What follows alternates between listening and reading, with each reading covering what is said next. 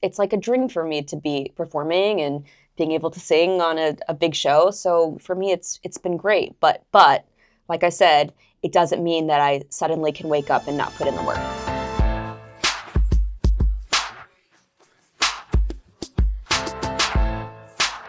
All right. Well, thank you for coming to be on this podcast with me. I'm so grateful. I've been a fan since I got to SERHANT.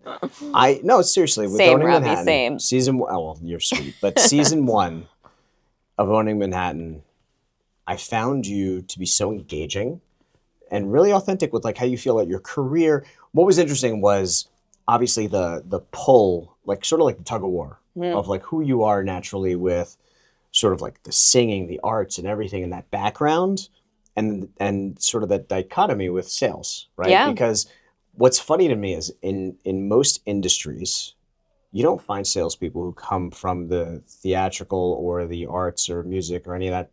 Like, but in New York, in real estate, you find it a lot actually. Oh, that's interesting. Yeah. There's a lot of people who had that background.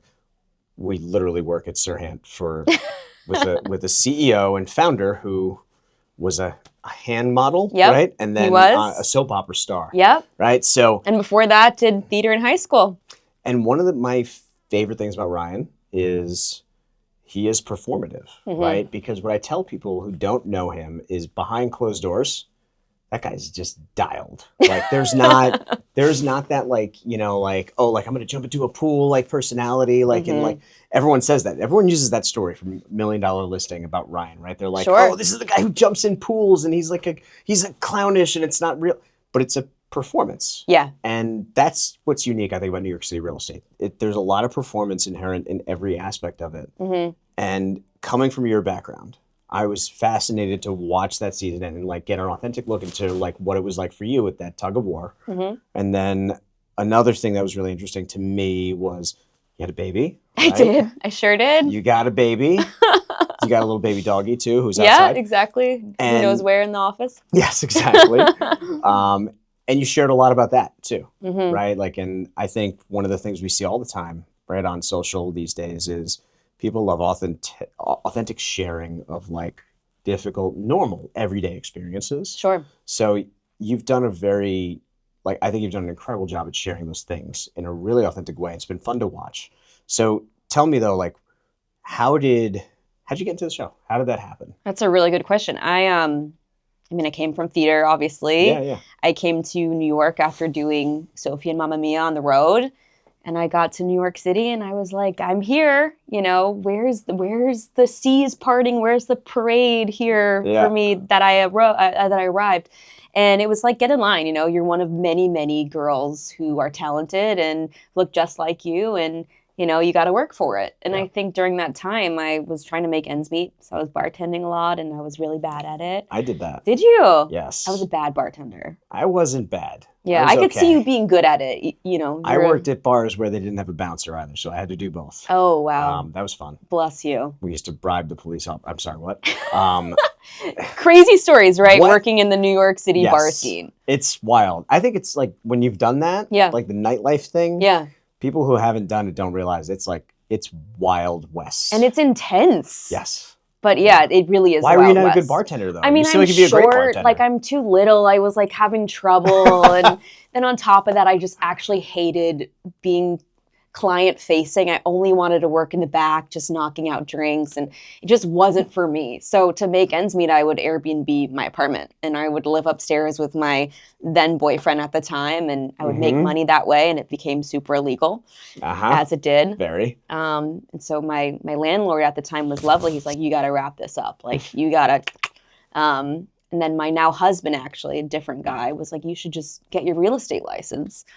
So I was like, that sounds awful. Like, I'm not doing real estate over my dead body. And I ended up doing it and I fell in love with it. And I was like, wow, I can make as much money as I want. And there's no casting director telling me that I can't do this. So I found it very freeing. And so I watched $1 Million Listing, as you do when you go into real estate. Yeah. Saw Ryan and I was like, I want to work for that guy.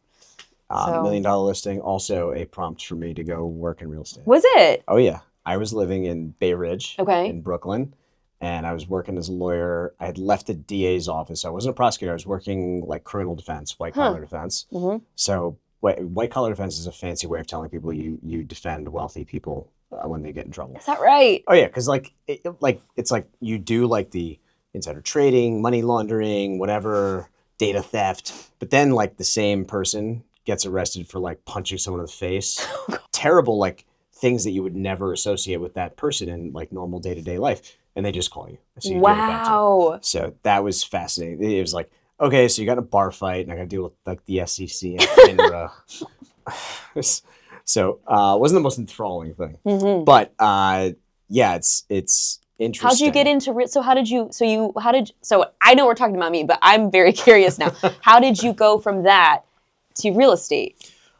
I was watching $1 Million Listing, and I literally said to my wife, that looks so much better than what I'm doing. And I know that's like a caricature of like the day to day. Yeah. But the concept of chasing after business, running around with clients, like hustling, grinding, working hard, but like having the opportunity to go out and be entrepreneurial, brand yourself, like come up with like marketing plans and try to convince people that you can handle the asset, you can do that role, like take care of this thing for them. That is a major financial milestone for most people. This is fascinating to me. All right, so you're on the show. Yeah, season 2. Season 1, what was that like? Filming a show for the first time, it's a pilot. How was that? It was difficult because you don't know if people are just being authentic or are they making up a storyline. Like, you don't know what you're supposed to do. There's just these cameras in your faces. They're telling you to just like bring the drama, but you're like, what does that mean? Like, I'm a real person. So it was very difficult to navigate. Yeah. But it was a lot of fun. I mean, I had so much fun season 1. Liked it? I loved it. I my background's theater, so I was like, yeah, put the camera in my face. I'm ready. How does that background prepare you for that? Well, I mean, for me, I've been doing theater. I grew up in LA doing commercials. I was always kind of on stage or on camera. So I loved it. That's what I always wanted to do. I came to New York to perform. So this was like, wow, I get to do real estate and perform at the same time. Like, this is the best thing ever. Yeah. And what you feel like it helps your business on the real estate side? Being a performer? Or being a performer and also the show. Like, those two separate things almost. I think the show, of course, it's a great thing to be able to say when you're meeting clients. It's great for pitching of like, oh, there's a possibility I can put your listing on the show.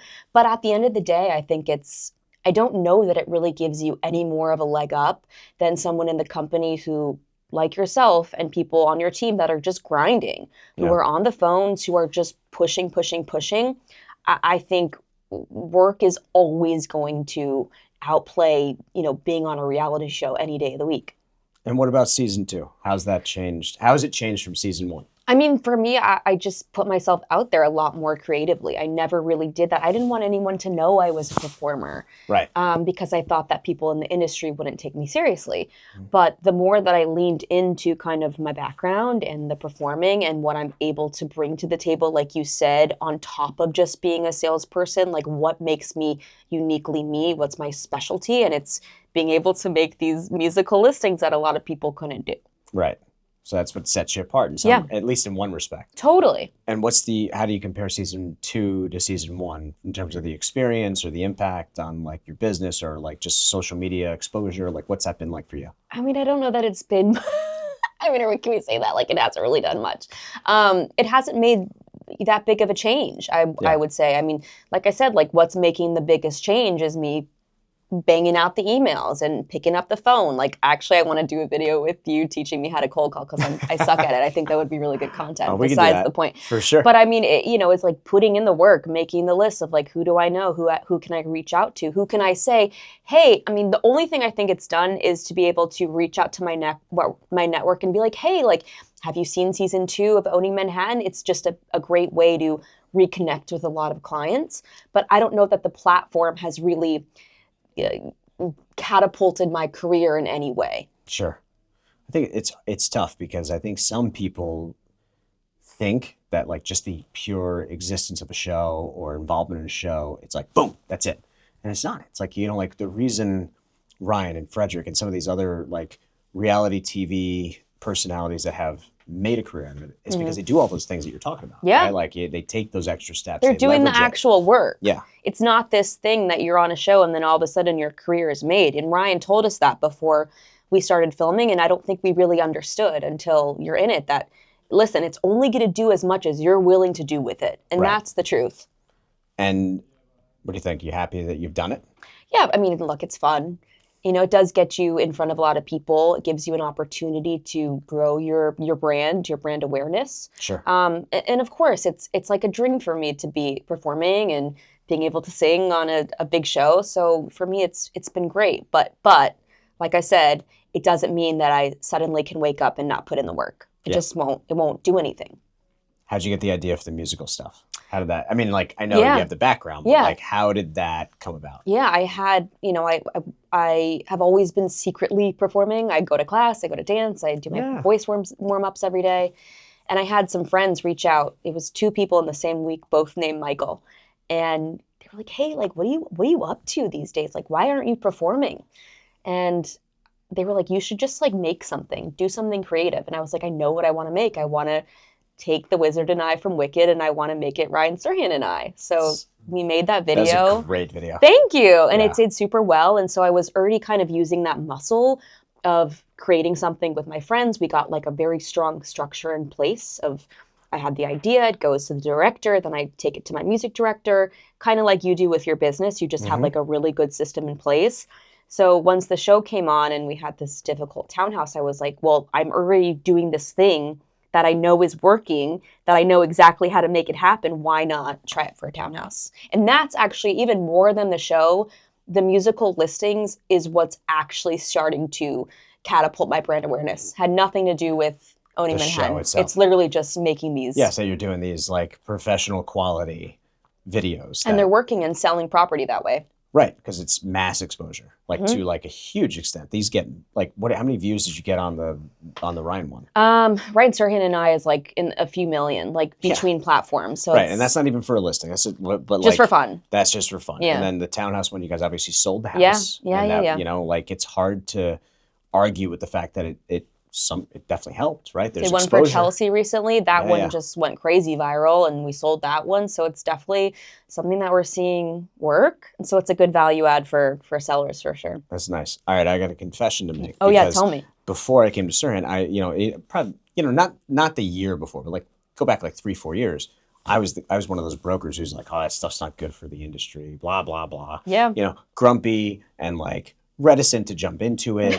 And certainly like I got my own brand, I got my own style of things, right? Like if I started singing and dancing for a listing, I'd probably look kind of silly. I feel like it would be secretly great. Like, I'm not going to lie. Maybe, but it won't fit with the brand exactly. Sure. And certainly not like the clients and what their expectations are of me. But that doesn't mean it doesn't work for a lot of other brokers. I think what's interesting is we're going through this moment right now where it's like trying to figure out and calibrate like in this new attention economy where like getting attention is like a form of currency, right? Like it matters. Yeah. How like what are the things that work? How effective are they on a repetitive basis? And do they translate to results in whatever that industry is? Yeah. And I think, you going through this, it's fun. I think people thought when you first did the Ryan one, that it was just like, oh, this is like her thing. Like she can just do this because she's talented and was on Broadway. Yeah. And then all of a sudden it's like, you sell a house that way. And then you start reaching out, about like maybe doing this in different, at higher scale, right? In different places. I feel like for new development, for the right product, it could be a really effective medium. Yeah. And for some, it'll be totally inappropriate, but that's not different from any other marketing tool, right? Like there's marketing mechanisms that are terrible for some things and they're awesome for others. And this is just another example. It's like you can reach a lot of people. Yeah. Is it the right audience or not? Like evaluate the project, the listing, whatever it is. It has to be the right fit. Decision. It's like you said. Yeah. But it's also like there's some sellers will be right for one broker and some will be right for the other, right? It's like all about being the right fit for the right client. But I loved learning more about it because I think that the other misconception is, it's just like, oh, like, is she just going to get up there and it's just like singing and dancing and it's like not serious. But the amount of work that you guys put into this, like, let's talk about that a little bit. Yeah. Because like, what does it take for you to put one of these together? How many hours, how many people, and planning, Yeah. storyline, writing it? Like, what does that look like for you? It always kind of starts with me in my brain saying, okay, what is the property? And my goal is always to make the address almost like a jingle. It's very important to me that you watch these videos and you walk away from them kind of singing the address in your head. Sure. So I kind of come up with a creative brief of what I want it to look like. Then I get together with my director choreographer and we kind of game plan. Do we need dancers? What does this look like? What's the story that we're really telling? Then it goes to my music director and our songwriter. I literally send them the listing description and they write a song based on everything in the listing description.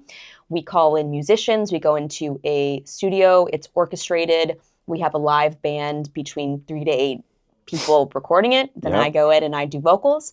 Then we do 1 day of prep and 1 day of filming. But we can knock it out in like a week and a half. Like it's very... How many people though? There's 4 main people. It's me, it's a music director, a director, and a writer, and a videographer. And then you So have it's the 5 of dancers us. though, and then you have Depends, like, yeah. Sometimes it's just me. Sometimes it's, like Townhouse that we did, which was 8 dancers. Sometimes the one I'm doing for my next listing is 2. So it depends on the project. Niall's very, very proud of that. He's really proud of that. He was really nervous, but he did great. Yes, Yeah. he did. But that's what I like about it though, is that I have a lot of respect for anyone that puts time and effort and work into their craft, right? So maybe I'm not the broker who's going to like get up and sing and dance just because it's just not my thing and it's not like appropriate. We're gonna make all the Ravi time. sing and dance. You might. That you is might. my goal. Yes, I chose sports over music many years ago. But I would say, I think what's interesting to me about it is the process. I love learning about someone's process to do anything at a high level. And there's no question that those videos, like whether you like them or not, like they're no joke. Like they are choreographed. They're professional. Yeah. Right. Like we take them very seriously. I love that. Yeah. And I know Ryan loves it too. It's been great. Got a lot of exposure for like certain listings, and that's awesome. What would be your response to the brokers who are a little grumpier about this and say those things? Like, like, oh, it's not professional, or it's like a bad look for the industry, or any of that stuff. Yeah. What would you say to them? Well, I'd say I've done 2 so far, and they both sold the property. So I don't really care what anyone says. Results. Because I'm getting results, and that's a commission check in my pocket. So they can say whatever they want, and they can call me for their own custom musical anytime. I love that. Love that. Yeah.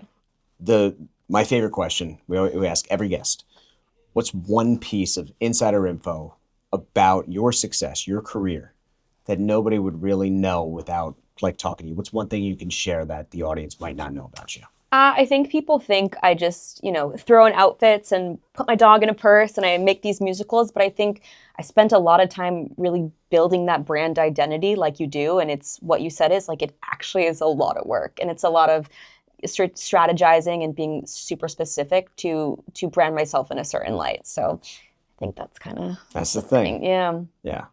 And if you had to, like, what's the perfect kind of, like, is there a perfect property or type of project for what you do, like with these things? What do you think? I think it's new development. I mean, I've always loved working on buildings. That's what I started in. I started working on I was a rental director for a building on the Upper East Side. I love working on building projects and I love giving them a brand identity and being able to sell a story. And that's definitely, I think, what it would work well for, Ravi. All right, good.